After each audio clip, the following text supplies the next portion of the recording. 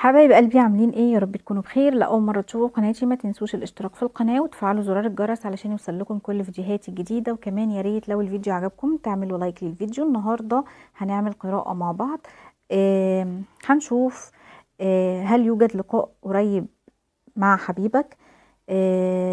لو انتم منفصلين هل في عوده قريبه؟ وكمان هنشوف حبيبك عايز يقولك ايه.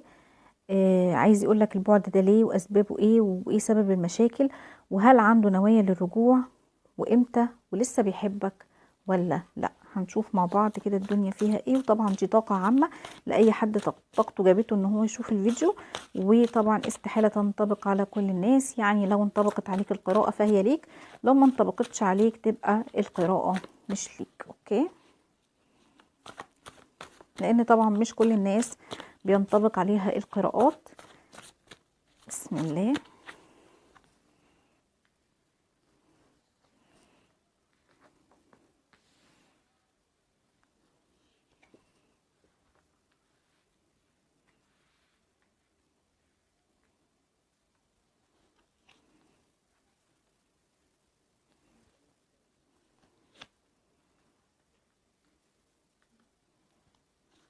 طيب يلا بينا نبتدي حبايبي. بسم الله. انا شايفه ان الشخص ده هو اللي نهى العلاقه، او هو اللي خرج من العلاقه، او اخد خطوه يعني ايه بره العلاقه.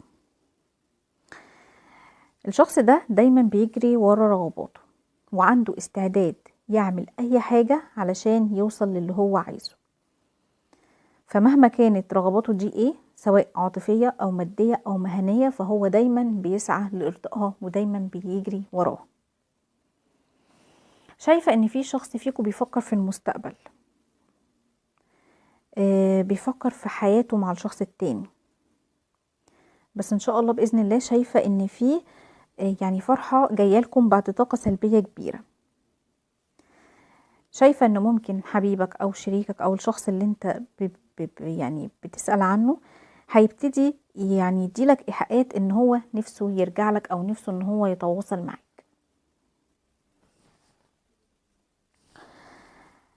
لان حبيبك بالفعل بيفكر في تواصل معاك. تمام. وشايفه ان هيكون في لقاء قريب لانه عايز يشوفك ويتكلم معاك، حتى لو مفيش نوايا للرجوع دلوقتي، لان احنا سألنا سؤال هل في لقاء مش هل في رجوع. تمام. فزي ما بقولك حبيبك عايز ان هو يشوفك، عايز يوضح لك بعض النقط، او عايز يطلب منك السماح، او عايز يعتذر لك. المهم ان هو عايز يشوفك وعايز يتكلم معاك. شايفاك اللي انت شايل الهم وبتفكر كتير قوي، وبتقول لنفسك الشخص ده سابني. طب لو الشخص ده عرض عليا الرجوع تاني ارجع له ولا لا؟ شايفاك واخد الموضوع قوي على كرامتك، يعني واخد الموضوع كرامة شوية. بتفكر ايه اللي ممكن انت تعمله علشان خاطر كرامتك ما تتهزش، ومظهرك يعني وصورتك قدامه او قدام الناس ما تتهزش. شايفة ان حبيبك مركز قوي على حياته المالية والعملية. يعني ممكن يكون خرج من العلاقة دي او نهى العلاقة دي لانه حاسس ان هو مش جاهز، او حياته العاطفية واخداه من حياته العملية والعائلية كتير قوي. الشخص ده عايز يقف على رجله، حاسس انه يعني ضيع وقت كتير جدا في حياته العاطفية، يعني في المكالمات، في المقابلات، مش مركز في شغله. يعني يعني بدل ما يركز في شغله، بدل ما يفكر في حياته، شاغل نفسه بحياته العاطفية، وحاسس ان ده مأخره او معطله. يعني بدل ما يفكر في وظيفة او يقدم على وظيفة، كل اللي بيفكر فيه هيقابلك امتى وهيشوفك ازاي وهيشوفك فين والكلام ده. فزي ما قلت لك حاسس ان الموضوع ده معطله او واقف في طريق حياته. شايفاه دلوقتي عايز يركز على حياته المادية بصورة كبيرة جدا. تمام. تفكيره مادي قوي قوي قوي. طيب بس هبقرد كده كمان. طيب حبيبك هيحاول يتعامل معاك بالعدل، لانه حاسس ان هو وجعك.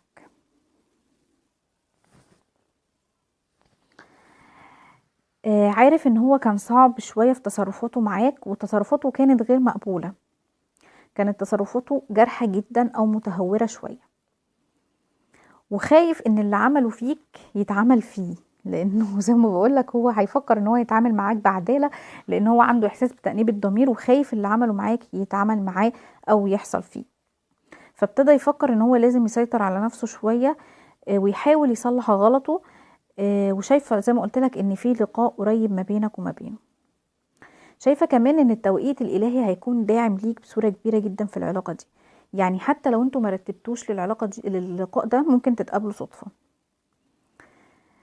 وعايزة اقولك على حاجة، ان هنا التاروت او الورق بيقولي ان العلاقة دي تستحق الانتظار، بس حبيبك في شيء منتظره قبل ما ياخد خطوة. ممكن منتظر وضعه المادي يتحسن، لان زي ما قلت لك تفكيره مادي بصوره كبيره جدا، تفكيره كله في العمل، تفكيره كله في الشغل، تفكيره كله في الفلوس.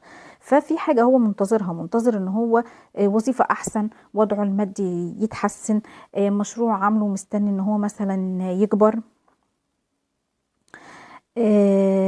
فهو يعني دلوقتي مش جاهز ان هو ياخد خطوه غير لما اللي مستنيه دوت يحصل.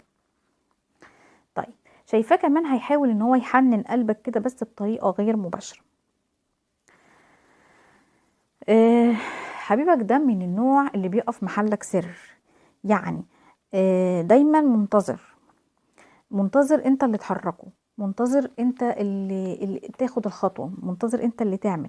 يعني لازم انت اللي تبدأ معاه بالكلام، لو في مشكلة مثلا ما بينك وما بينه لازم انت اللي تبدأ بالصلح. ما بيبصش الامور بجدية غير لما حد يلفت نظره ويقوله ان الامر ده محتاج التفكير بجدية. تمام. طيب هسحب ورق كمان.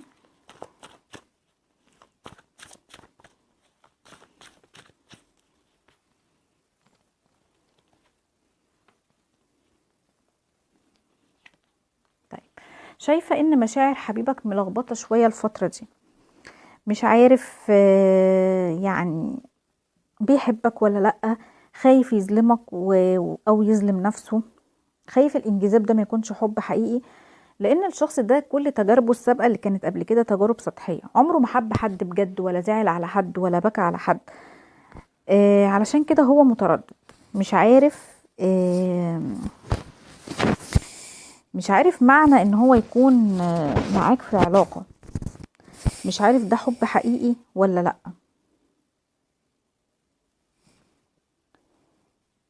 الشخص ده بيحب نفسه اكتر من اي حد، وبيحب اللي يبسطه، وانت كنت بتبسطه، علشان كده هو مكمل معاك في العلاقة دي، لكن مش عارف هو بيحبك ولا لأ. كمان هو بيخاف قوي من الارتباط او من العلاقات الرسمية، وممكن اللي خلاه ينهي العلاقة او يبعد ان هو مش عايز يستقر. كمان في ناس حواليه بيقنعوه ان الحرية افضل من الارتباط. تمام. بس مش ده السبب الناس اللي حواليه، لان هو ما بيسمعش لحد، هو بيسمع للي في دماغه وبيسمع للي هو عايز يعمله. يعني هو مش هيسمع لهم، لان هو بيتصرف من داخل عقله. بس في ايه لخبطه زي ما قلت لك في حياته، في تفكير سلبي كده في حياته، في تفكير سلبي حواليه، هو مش هيقوده، التفكير السلبي ده مش هيقوده، لكن مأثر عليه. شايفاه بيفكر بصورة كبيرة جدا ان هو ازاي يصلح غلطاته.